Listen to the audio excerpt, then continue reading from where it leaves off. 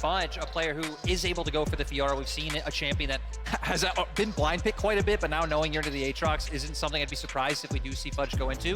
The other play some quite curious as jungle, because yesterday Fnatic actually put respect on Blaber's name and banned out something like an Olaf. So Blaber, a player who's able to bring out a lot of different picks in the jungle role for C9. I'm actually really glad that this Fiora has been locked in here, because I think that Fudge, even though yesterday didn't necessarily go so well, I think that this could be a fantastic lane to play for. I agree. I just want to see C9 pivot so that the rest of the comp actually allows Fudge to pop off. Because what happened yesterday, as how many times have we seen this exact draft? I know. How many times do we have to see the fact that Genji picked the wrong bottom lane yesterday?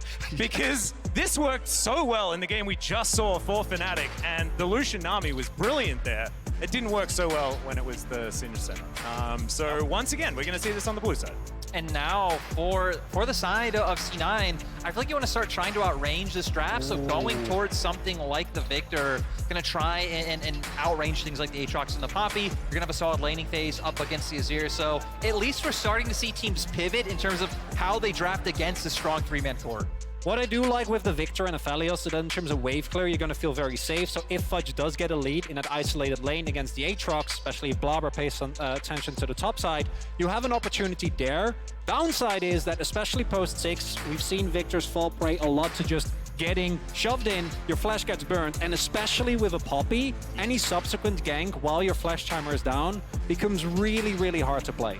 Yeah, being Viktor into Azir, we've seen all across the world be a very, very difficult thing to deal with. You just get Emperors divided and die.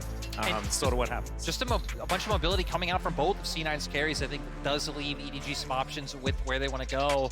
But I'm more curious to see where C9 want to go next with their draft. Jungle pool getting incredibly pinched. And, I mean, we haven't really been left in a scenario where we kind of get outside the Maokai's, Sejuani's, Hekarims of the world. I guess that is still left up, and now with things like the Poppy shifting back into the meta, I think it could open up some interesting options for Blaber.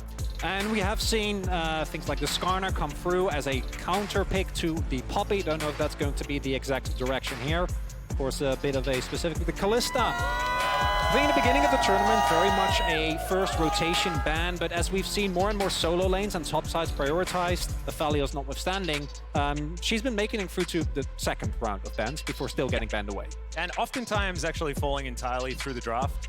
She is going to be banned away here against Viper, who didn't find success on it yesterday, but he's a fantastic Kalista player just in general, would fit the composition quite nicely, and not going to be able to play that Lucian Nami, so we're not going to get a run back of the Fnatic draft. There's Xin Zhao being considered for Blaber, definitely a pick that can influence the early game. You're going to be very happy about that if you're a C9 fan. And it's also something that can work well in skirmishes later on, right? Throw out the ultimate. Going to be hard to be able to lock him down and get damage on him. It's going to be able to provide peel for both Jensen and Berserker in team fights. Disengage too, going to be pretty important with that Crescent Guard, with the fact that EDG already presenting a lot of ways, you know, a lot of things that they want to get out of their fight. But Viper is going to lock away the Jinx. Jinx, Thresh to be locked in here potentially for EDG. Meiko going to bring that one out right after Carrier picked it in the game before. And EDG saying, well, scaling so far has looked pretty good in the tournament. We're going to just follow that. Jinx coming back here again. Meiko going to be able to provide a lot of innate safety, and the front to back from EDG already looks incredible. If you can get to the 5v5s, you can have the Jinx with the range combined with Azir. It becomes really hard to find backline access, and especially with that Kench lock-in, I think C9 really gonna have to get Fudge ahead early. Yeah, 100%, because, right, I feel like we're seeing things like the Jinx pivoted into not only for scaling, but you hit on it a little bit, the range. This brings us back to Spring Split, where it's like, okay, Jinx, you're able to outrange the Aphelios, you're gonna outrange the Viktor later on as well. They're gonna have an incredibly strong front to back. For the side of C9, I feel like you're also going to be relying not only on getting Fudge ahead, but also abusing the fact that Aphelios is a bit of a better mid-game with things like the Gale Force to just try and find that outright burst. And of course, having the Xin Zhao setting up for that well with the early pressure it can provide.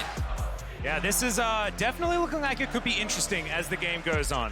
The push that you're going to have in the early game, especially pre-6 for the Viktor, should be able to give Blaber some avens from last year, really wanting to find some success now.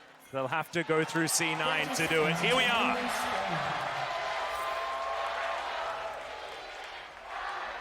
And looking at the early game, I mentioned earlier, I would love to see some attention paid to Fudge. I think that looking at the rest of the map, it can be quite hard, especially as long as summoners are still up, to get a good angle on either Viper or Meiko or on Scout.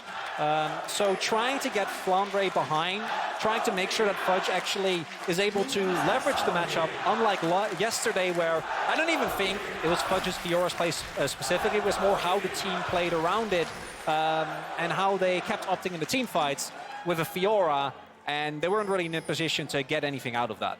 Yeah, and especially, it's just because build drafts do look pretty slow in the early game, right?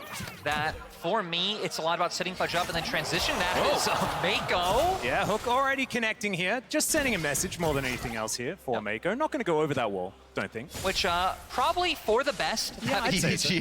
Don't start throwing this one away early on. But then looking at the early game for the side of EDG, I feel like a lot should just be on JJ looking to shadow early. You can try and punish bot lane in terms of trying to get something off on the Tahm Kench and make sure that these plays are able to come through with the Thresh. Yeah. But then it's a lot about once that level 6 comes online and then utilizing the fact that Scout has the ability to, again, take Jensen's flash and just kind of look to play make on repeat.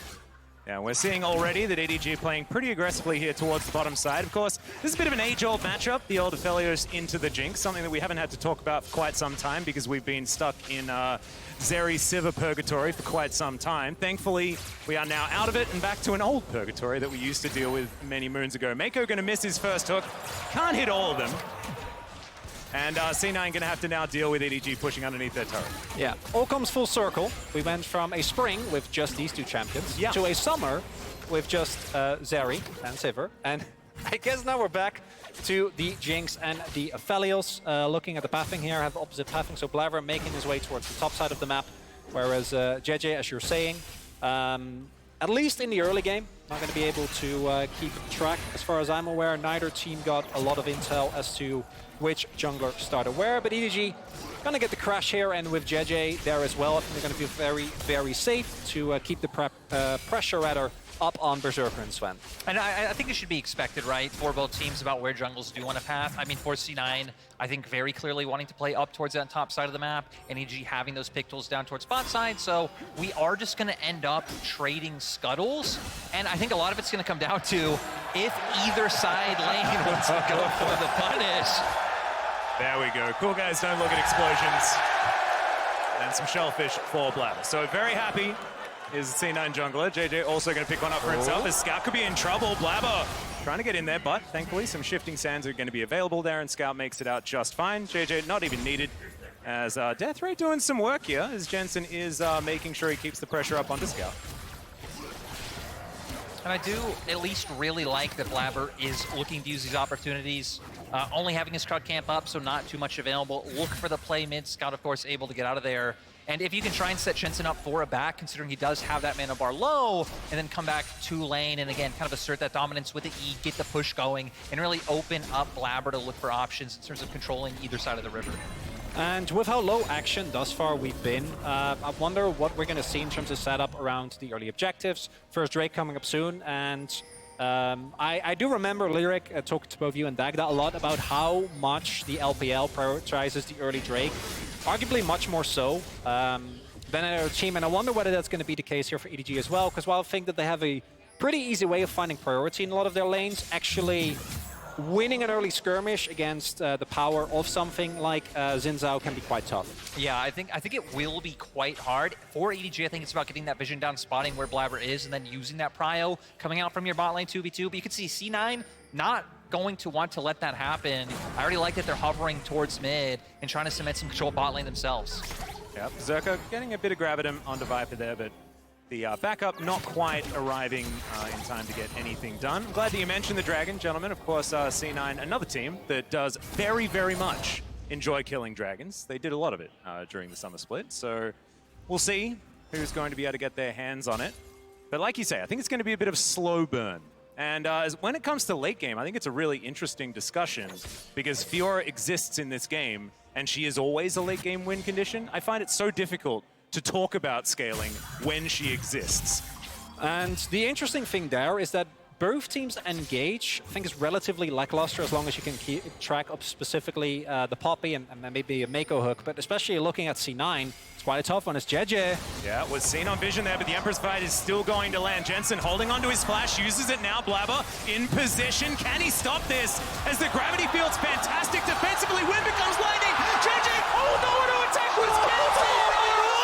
Scout could be in trouble, but Jensen is likely to go down first. There is first blood to the EDG mid laner, and Meiko has made his way up. Waste no time. Instant flash, and that's a double. And it almost was there for the side of Cloud9. Jensen able to escape, but sadly Blaber not able to finish off the kill. Scout able to go for the turnaround, and great 2-0 start for EDG. And we talk about this being... it starts slow, and all of a sudden, what looks like initially, I think, quite a nice setup here with Jensen getting shoved back. He stays alive for a really long time. JJ crucially doesn't find the wall, and then Blaber comes in, and you're thinking, he's done it. Yeah, it looks like he had it. W does connect, and then not able to go through in the end because of the ward going down. Scout the whole time, though, was just hammering away on Jensen. Flandre making his way down. You could see in the mid lane, even Meiko had the roam over because they had pushed, and they commit so much to get this kill coming through. I like that Flandre did hold on to his flash, though, so we'll be able to keep up with that one. And again, now EDG in such a great spot. When we were hitting on earlier, one of the plays you have available with the Azir once you get post 6 is what we saw them do, right? Go for the Empress Divide, throw Jensen in. Jensen now not having flash up, Scout still holds on to his, and now already making his way to a lost chapter. This game has all of a sudden become a lot more difficult for Cloud9. However, this dragon should be going their way. Cloud9 with the Cloud Drake, very fitting. And that will be taken down. Success. So, next one going to be an Infernal. I would hazard a guess that we're going to get Hextech as the final soul. Anyone who agreed with me with the fact that Cloud Drake will be killed the most here at Worlds, I apologize wholeheartedly for suggesting it. Oh yeah, I fell for that one. Hextech is destroying right now. It's very, very difficult to deal with. I think because Flowers did the same thing, and he had great logic that either it is and he is right, therefore he wins, or it is not, but I'll pause. Yeah, there is a fight. There is going to be an Empress Divide in the mid lane, actually. Oh, I love that. Scout picks up his third. Oh, man, EDG off to the races and then some. And this is exactly what we were talking about with that Viktor into Azir matchup. They know Jensen's flash is down, so every single time, Scout just shoves in the wave, says, hey, guys, free kill, and they take down the Viktor. I also love the move from Flandre because I think Flandre looks his best when you're just able to push the wave and kind of have an uninteractive laning phase and look to supplement his team. Okay. Flandre, great team player. We saw there able to make his way towards the mid lane. So, hey, if he isn't locked in that 1v1 with Fudge, things are looking good. And I mean, I joke because we have some players like that in the LCK as well that like to skip lane, but it's the, I think, map play that EDG is showing here and finding early proactive leads for a team that I think by default is expected to do exceptionally well once we get to the later stage of the game, especially with this draft, is looking a bit rough for C9.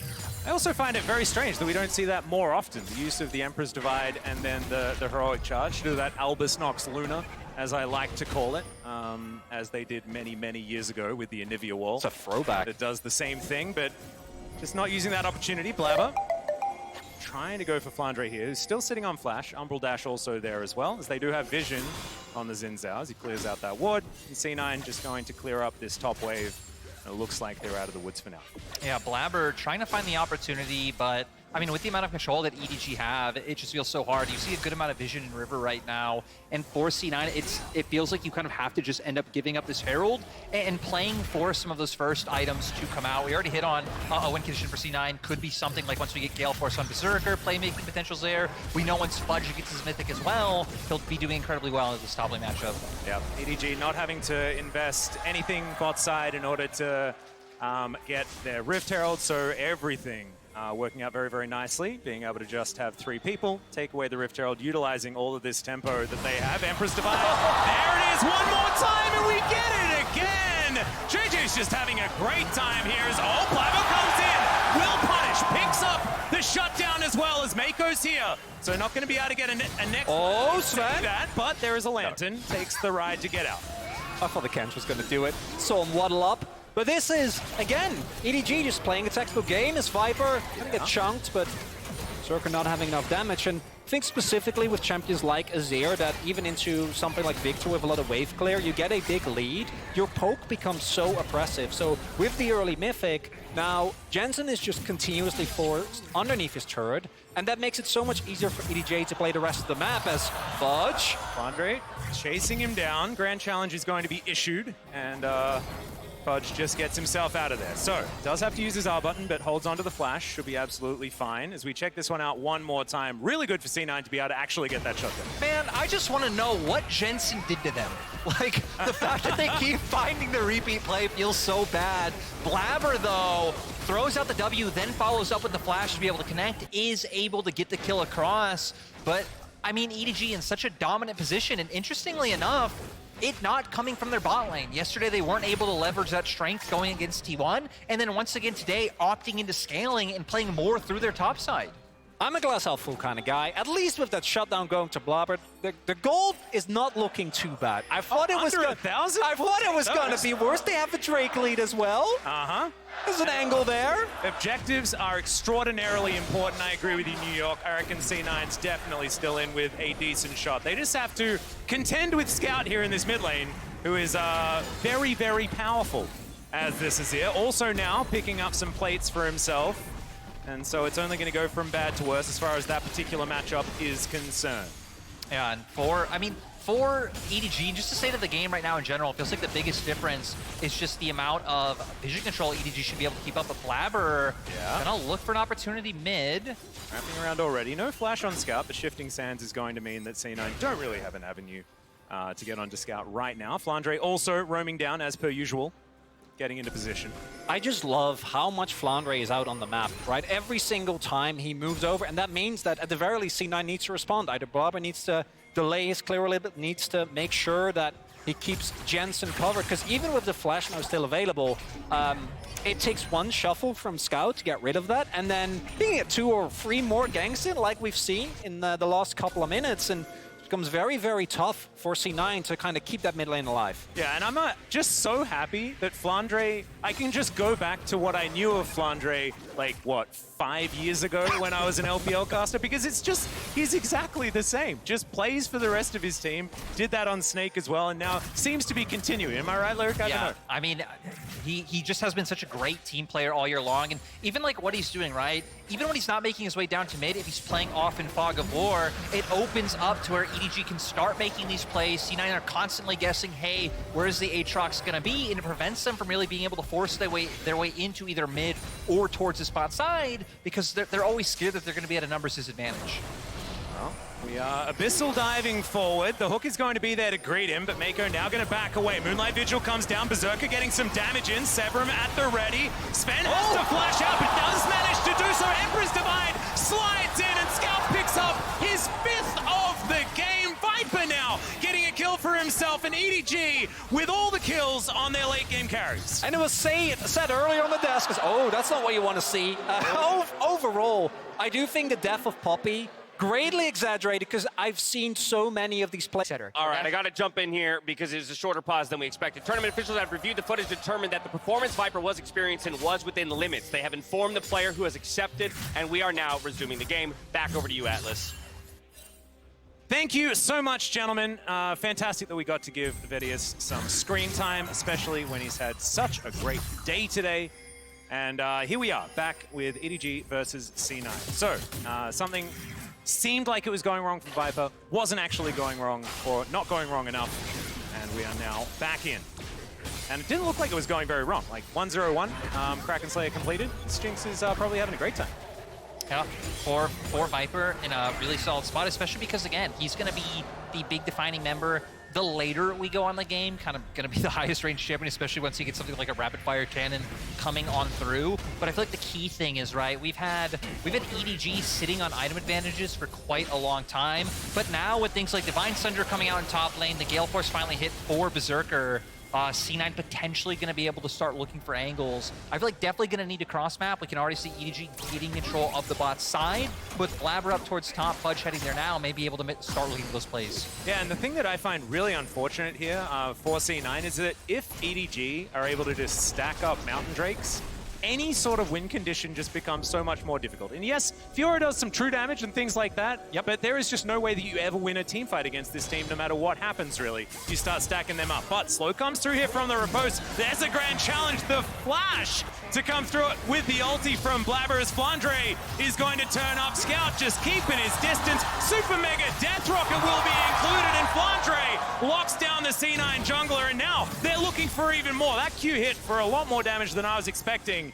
and EDG will scare C9 away.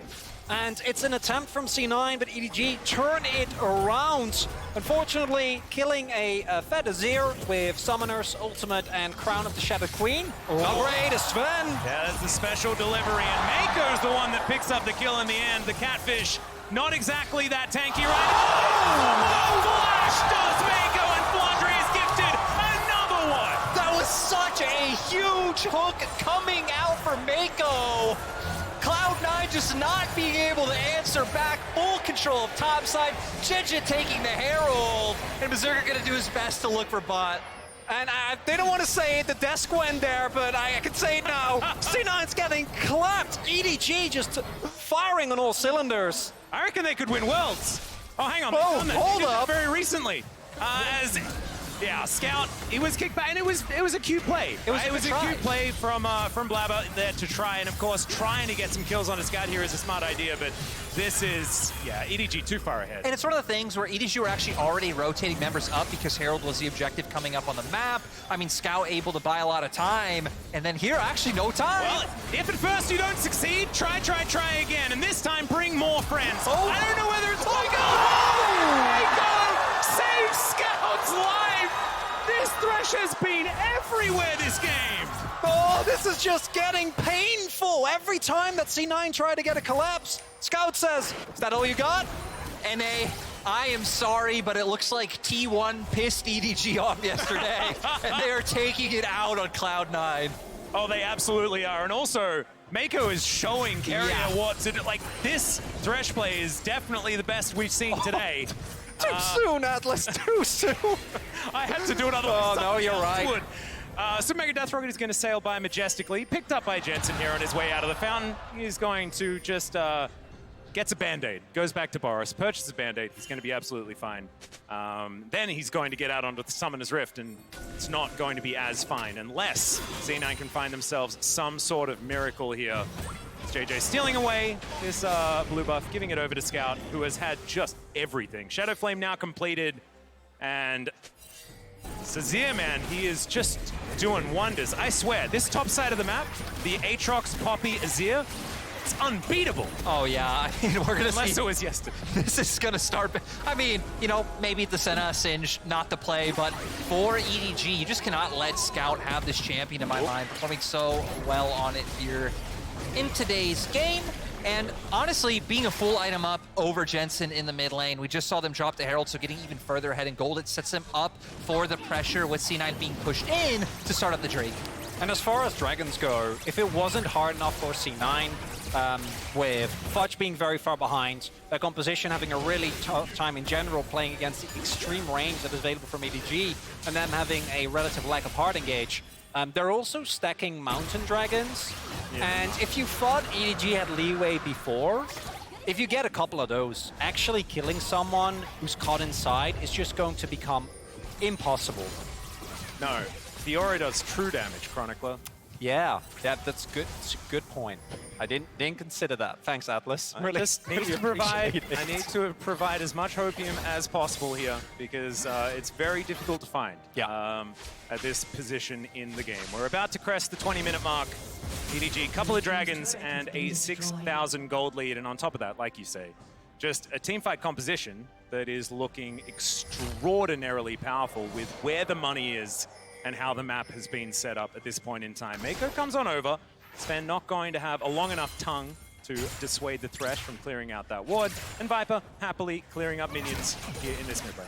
And I actually really like the way that EDG are playing this, right? Scalping on the Azir is very safe to push out sides, keep Viper in mid, and then kind of have JJ and Meiko as this two-man core roaming back and forth, making sure if C9 do look for picks on side is kind of the only option even potentially available, that you have them there to shadow and match, and then make it so like every other play we've seen, right, goes in EDG's favor, but also giving Viper some safety in mid lane. And Flandre now, having the death stance, I mean, you guys already hit on things like the Mountain Dragons already starting to come out. Feels like he's just going to have the better time in the 1v1 against Fudge.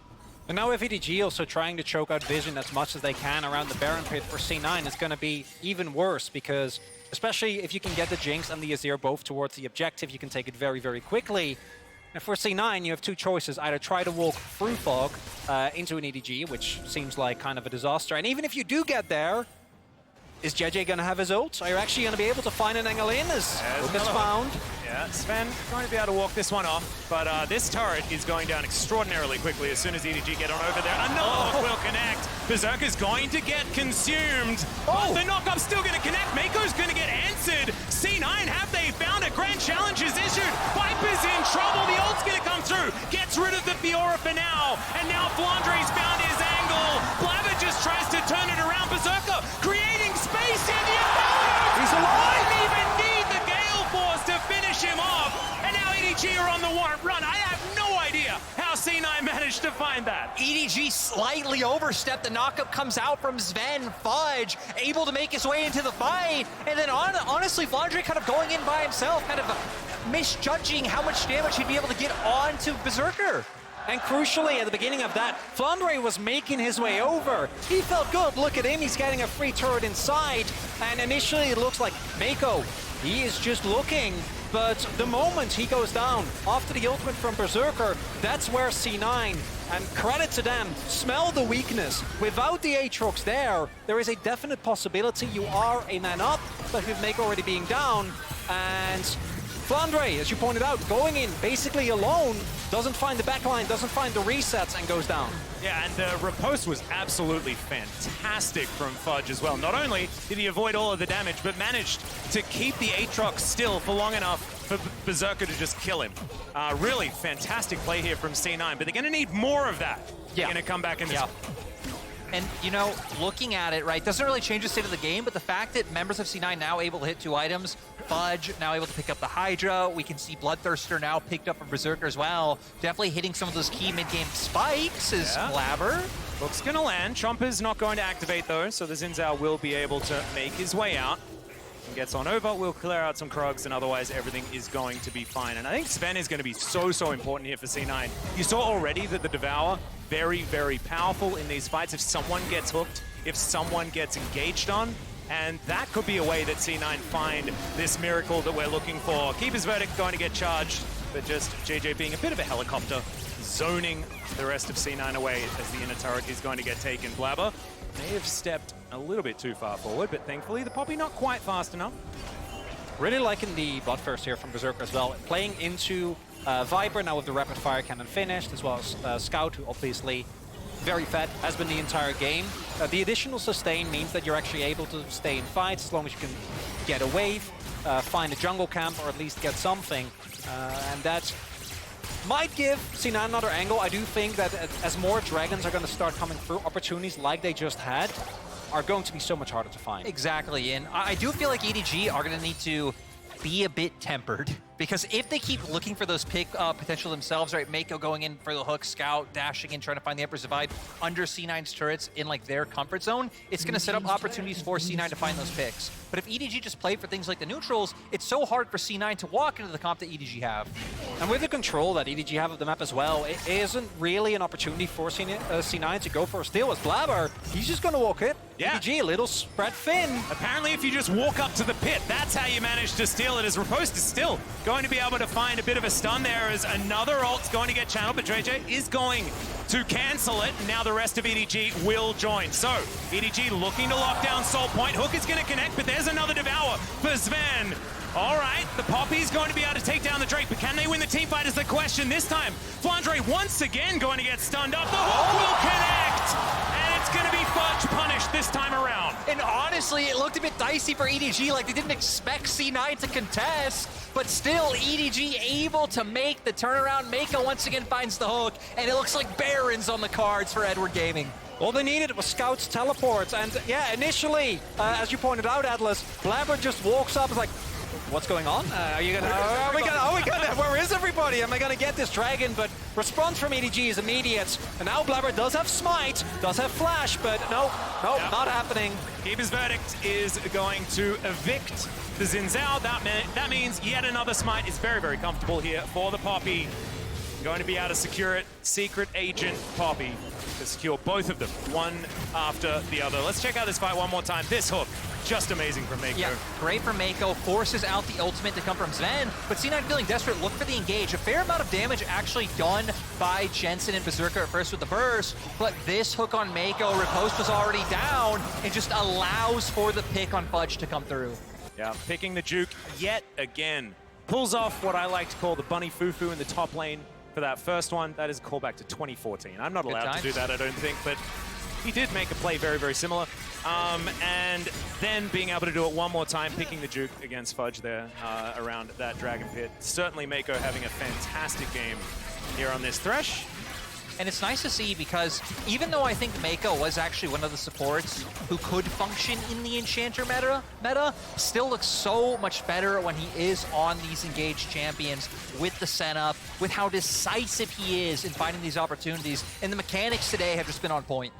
He's just looking incredible, and I'd say, barring that one mistake where they got a little bit over-enthusiastic, EDG as a whole has just looked a very far distance removed away from C9, who, again, went for a draft. I think it was better than yesterday. There were a little bit more opportunities, but with how the early game went, none of them came to fruition. And they're on the verge of going down 0-2 where we're going to have to need to see a really big adaptation, because otherwise, I think they might keep running into the same trouble. Yep, and ever since that slight overextension, you've noticed the complete change in the play from EDG. It's like they found the line, and they're like, all right, we don't step over that one again. And we just... We respect it. Yep, very calmly and collectedly cross some I's and dot some T's. Hook's going to connect, yet again, denied by the Devour, but that is a long cooldown that now won't be available. Also, not going to be able to get any value out of the huge shield that you pick up from that one as well, as Scout just happily chilling inside C9's base right here, and EDG just looking to knock this one down. C9 don't seem to have any sort of answer at this stage, and oh man, these rockets are really starting to do some work.